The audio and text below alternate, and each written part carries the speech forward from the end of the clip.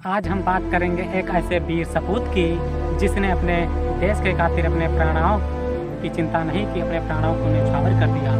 आज हम बात करेंगे एक ऐसे महान क्रांतिकारी के बारे में जिसने लंदन में जाकर के जनरल डायर की छाती में गोली मारने का काम किया। आप लोगों को याद ही होगा वो जलियांवाला बाग हत्याकांड में जहाँ पर हजारों की तादाद में लोग मरे थे और उसमें वो निर्दयी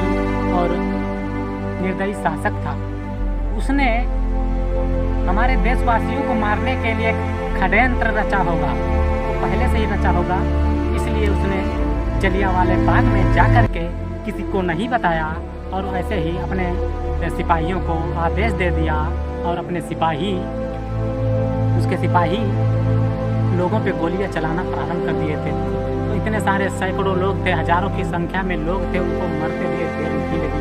हम बात कर रहे हैं कि पंजाब के जलियांवाले बाग में, अमृतसर में जो हुए हत्याकांड के बारे में जानने के लिए आप लोगों के समक्ष ये वीडियो प्रस्तुत करने जा रहे हैं।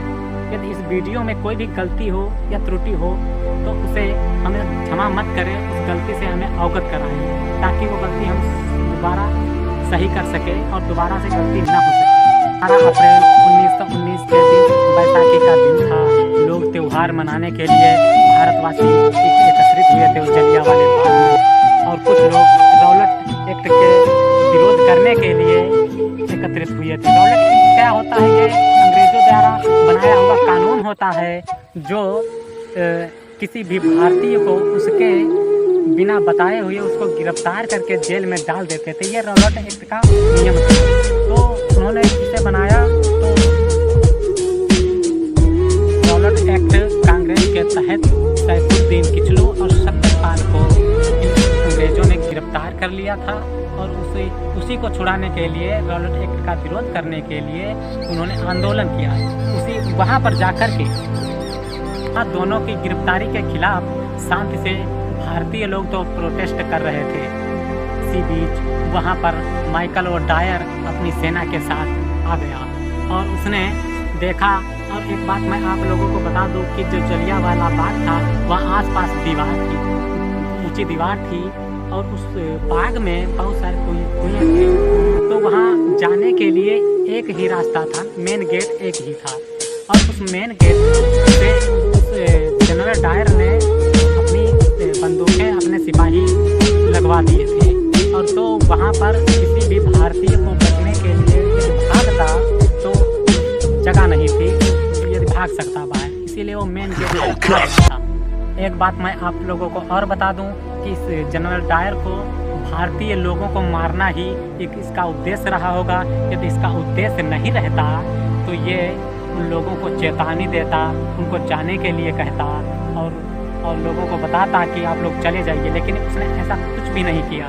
वो बिना किसी चेतावनी दिए हुए उसने अपने सिपाहियों को, अपने फौजी को आदेश दे दिया और उन्होंने गोली से चलाना शुरू किए और लगभग वहाँ पर उपस्थित 3-4 हज़ार लोग को मरते हुए देरी नहीं लगी। बाग में जो कुएं थे, भारतीय लोग अपनी जान बचाने के लिए, छोटे छोटे बच्चे बुजुर्ग अपनी जान बचाने के लिए जब कहीं रास्ता नहीं मिला तो उस कुएं में बेचारे कूद गए। वहाँ वो कूदे अपनी जान बचाने के लिए, लेकिन एक एक आकर के कूदने लगे तो वहाँ बाद में निरीक्षण करने से पता चला कि वहाँ लबालब लाशों से भरा हुआ था। कैसा रहा होगा दर्दनाक वो इतिहास, कैसा रहा होगा वो हमारे पूर्वजों का इतिहास जो आज के समय में हम धीरे धीरे अपनी सभ्यता से भूलते जा रहे हैं, अपने ज्ञान को भूलते जा रहे हैं। और अमृतसर में डिप्टी कमिश्नर के कार्यालय में 484 लोगों की सूची है, जो शहीद हुए थे उन्हीं की सूची है 484 की। जलियांवाला बाग में 388 लोगों की सूची है। ब्रिटिश राज्य के अभिलेख में 289 लोगों की, राज्य के अभिलेख में 200 लोगों के घायल होने की सूची है और 389 लोग जो मरे उसकी सूची है। इसमें 337 पुरुष और 41 नाबालिग लड़के और 6 सप्ताह का बच्चा भी था। ये सब से पता चलता है। वनाधिकारी आंकड़ों के अनुसार 1000 से अधिक लोग घायल हुए थे और 2000 से अधिक लोग 1000 से अधिक लोग मारे गए थे और 2000 से अधिक लोग घायल हुए थे। ये अनाधिकारिक आंकड़ों के अनुसार देखने को मिला है। इस भयंकर नरसंहार के बारे में जब ऊधम सिंह ने सुना और उसको देखा तो उनके सीने में जो आग लगी, जो उनके सीने में जो दिल दहला उनका, तो शायद ही किसी लड़के के आज के समय में दहल सके। उन्होंने जब यह सुना तो उन्होंने उसी दिन प्रतिज्ञा ली कि हम इस मरे हुए लोगों का, अपने भारतीय लोगों के प्रति प्यार जताते हुए, अपने भारत देश के माता के प्रति करुणा भाव दिखाते हुए उन्होंने जनरल डायर को मारने की शपथ ली और सन 1934 में ये लंदन गए। लंदन में पहुंचकर वहां उन्होंने एक कार खरीदी और वहां एक रिवाल्वर खरीदा और सही समय का इंतजार करने लगे। आखिरकार वो समय आ ही गया जब जनरल डायर को एक सभा में शामिल होना था।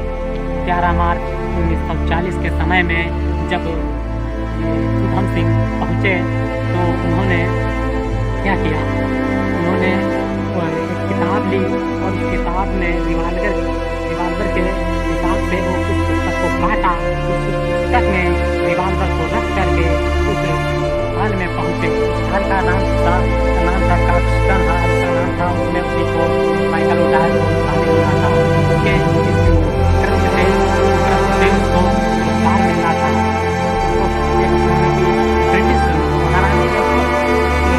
ब्रिटिश महारानी ने उसको सोने की तलवार उसको दान में दिया था। उसको क्योंकि भारतीय लोगों को मारा था ना, इसीलिए उसको दान में दिया था कि उससे खुश हो गई थी। लेकिन पूरा संसार इससे रोया था, पूरा संसार दुखी हुआ था, इससे नाराज हुआ था। इसीलिए ये मारने के लिए जब वो पहुँचे ऊधम सिंह वहाँ पर तो उन्होंने देखा तब ये जब सभा समाप्त हो रही थी तो उसको जाकर के वहीं पर लंदन में जाकर के गोली मारी और अपने प्रतिज्ञा को पूरी किया, अपने देश के लिए बदला लिया। और एक बार मैं आपको बता दूँ ऐसे महान वीर और सबको तब जानते हैं कि कोई ना कोई गरीब शोषित पीड़ित अपने पिछला वक्त या कोई भी कुछ भी हो, कोई गरीब शोषित पीड़ित सताए जाते हैं तो कोई ना कोई महान पुरुष इस धरती पर जन्माए जाते हैं। आप लोगों के सामने वीडियो को बढ़ाना करते हुए इसी के बीच में आप लोगों को बहुत बहुत धन्यवाद देता हूँ कि आप लोग इस वीडियो को देख रहे हैं। आप लोगों को दिल से मैं जय हिंद कहता हूँ।